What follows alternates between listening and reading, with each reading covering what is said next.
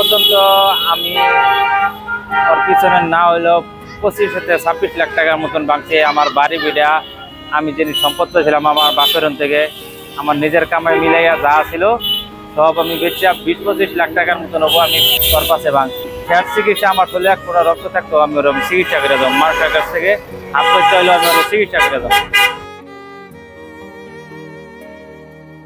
আমার ছেলেরা এরকম অসুস্থ, আজকে 3 মাস যাবৎ প্রতি বৃহস্পতিবারের দিন একটা করে ইনসুলিন লাগে, ইন্ডিয়া টান লাগে, 25,000 টাকা লাগে। কুলাই হারাইতেছি না, আমার সামর্থ্য নাই। এখন আমার ছেলেরা নিয়ে আনা, আপনাদের একটু সহযোগিতা যদি পাইতাম তাহলে অনেক উপকার হয়েছে। ওর বয়স হইতেছে 9 বছর, জন্মের থেকে হয়েছে ঠ্যাংডা, পেটটা হইতেছে তার 4 বছর পরের থেকে পেটের কালো দাগটা আস্তে আস্তে ই করে আর চুলকাইয়া রক্ত করে। এর আগে ময়মনসিংহ মেডিকেলে আছিলাম 6 মাস, আর এক জায়গায় আছিলাম 3 মাস।